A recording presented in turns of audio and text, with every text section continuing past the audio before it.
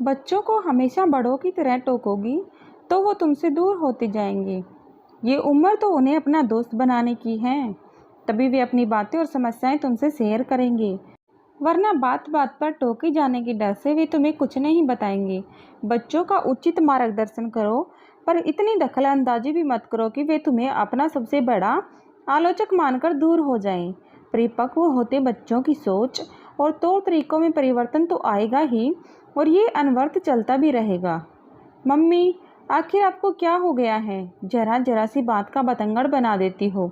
अविका भुनभुनाती हुई अपने कमरे में चली गई और ज्ञान गहरी सांस लेकर अखबार बगल में रखकर टहलने चले गए। विशाल अपनी गर्दन यूं ही हिलाते चला गया मानो कह रहा हो कि मम्मी, आपसे तो बात करना ही बेकार है। तृप्ति अकेली बैठी सोचती रही कि आखिर छोटी सी बात को इतना तूल उसने दिया ही क्यों। अच्छे खासे बैठे सब हंस बोल रहे थे। अविका और विशाल अपने कॉलेज के दोस्तों के अजीबोगरीब किस्से सुनाने लगे कि कैसे अविका की सहेली ने अपने बॉयफ्रेंड को बेवकूफ़ बनाकर उससे सभी को पार्टी दिलवाई और खर्चा करवाया। तृप्ति अच्छी खासी बैठे किस्सा सुन रही थी कि अचानक आज की पीढ़ी पर कटाक्ष और उनके तौर तरीकों पर अपनी आपत्ति जाहिर करने लगी। मजाक मजाक में बात बढ़ गई और तृप्ति अपनी नैतिकता भरी बातों का बोझ उन पर डालने लगी। तृप्ति देर तक बैठी सोचती रही कि आखिर क्यों वो रोज़ अपने बच्चों से यूं ही उलझ पड़ती हैं, पर क्या करे वह भी। बड़े होते बच्चों की गलत बातों का समर्थन तो नहीं कर सकती। पहले बच्चे अपनी हर बात उसे बताते थे और वो भी कितने प्यार से उन्हें समझा देती थी, पर अब पता नहीं उसका धैर्य कहाँ चला गया। हर समय अविका और विशाल की चिंता होती है। उम्र भी ऐसी है, कहीं कोई ऊंच नीच हो गई तो कौन जिम्मेदार होगा। शाम को डिनर टेबल पर भी सब चुपचाप खाना खा रहे थे। सबकी चुप्पी उसे अखर रही थी। तभी फ़ोन की गनगनाहट ने शांति भंग कर दी। अविका फ़ोन पर चहक रही थी। अरे वाह नानी, बड़ा मज़ा आएगा, मेरे जन्मदिन पर आप आ रही हैं। अभी सबको बताती हूँ। मम्मी पापा नानी आ रहे हैं परसों। तृप्ति ने अविका से रिसीवर ले लिया और अपनी माँ से बतियाने लगी। माहौल बदल चुका था। अविका तथा विशाल नानी के आने की तैयारी में लग चुके थे। नानी मेरे कमरे में सोएगी। नहीं नहीं, मेरे। अच्छा चल, तो अपना बिस्तर नीचे लगा लेना, अविका विशाल से कह रही थी। तृप्ति की आंखों में नींद नहीं थी। कितना अच्छा लगेगा। माँ के आने की खबर से वह एक अजीब सी सुकून से घिर गई। दूसरे दिन भोर में ही आंखें सब तक खुल गई। शरीर में स्फूर्ति थी, वरना और दिन होता तो शारीरिक स्थिरता उसके चेहरे पर बनी रहती। विश्वास नहीं होता कि जब बच्चे छोटे थे तो कैसे उनकी अलग अलग फरमाइश पर थिरकती रहती थी। दोनों की अलग अलग पसंद के टिफ़िन, ज्ञान का हमेशा सादा नाश्ता, 3 फरमाइशों पर रसोई में काम होता था। बड़े होते बच्चों के साथ धीरे धीरे थकान कब सिर उठाने लगी उसे पता ही ना चला। अविका कभी कभी मदद करने की कोशिश भी करती तो उसके काम करने का रवैया तृप्ति को पसंद नहीं आता। उसकी टोका टोकी से आहत अविका रसोई से बाहर आ जाती और तृप्ति झुंझलाती हुई किसी तरह काम निपटाती। लेकिन आज माँ के आने की खबर ने मानो शरीर में ऊर्जा का नया संचार कर दिया हो। घर की नए सिरे से चाक चौबंद व्यवस्था हो चुकी थी। माँ को क्या क्या पसंद है इसकी सूची मन ही मन बन चुकी थी।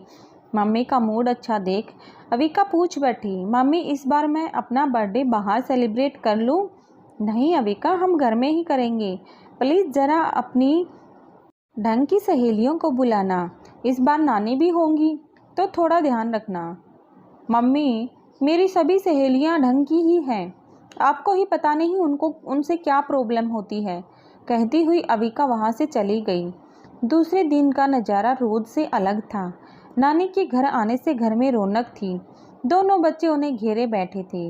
नानी ये देखो, हम लोग पिकनिक पर गए थे। ये मेरी सहेली नताशा कितनी स्मार्ट है ना।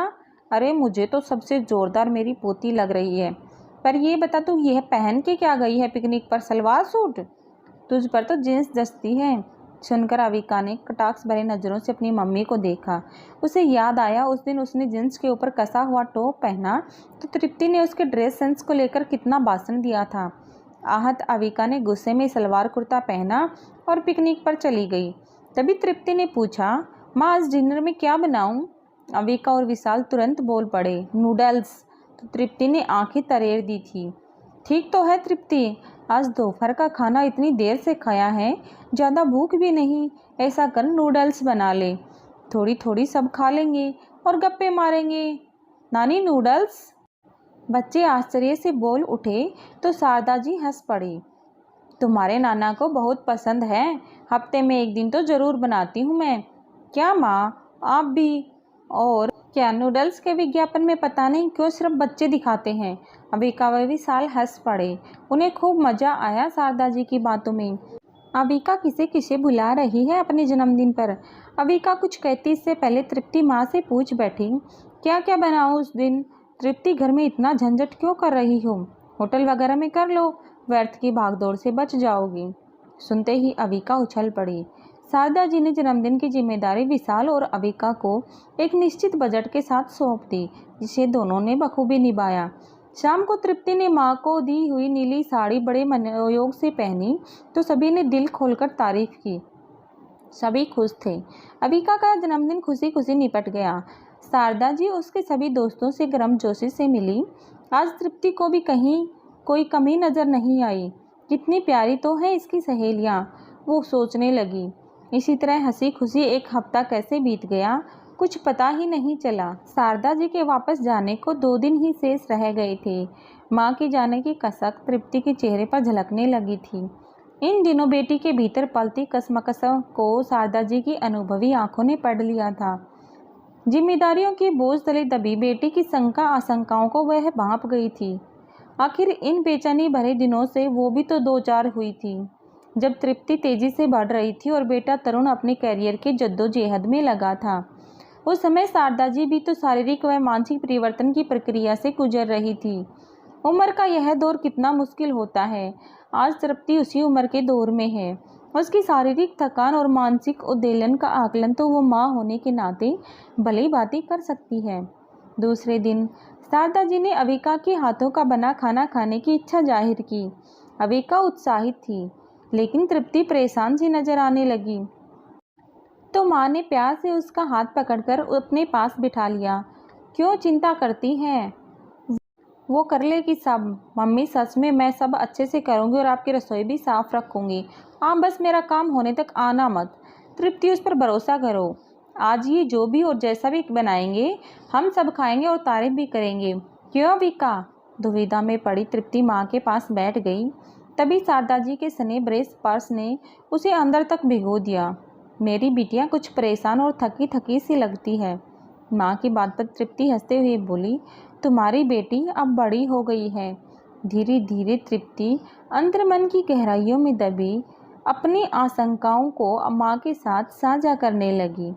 बातों बातों में तृप्ति ने अपने मन की बात बताई। माँ, अविका और विशाल की चिंता लगी रहती है। जमाना कितना बदल गया है। उनकी सोच हमेशा सकारात्मक दिशा में बढ़े, बस इतना ही तो चाहती हूँ।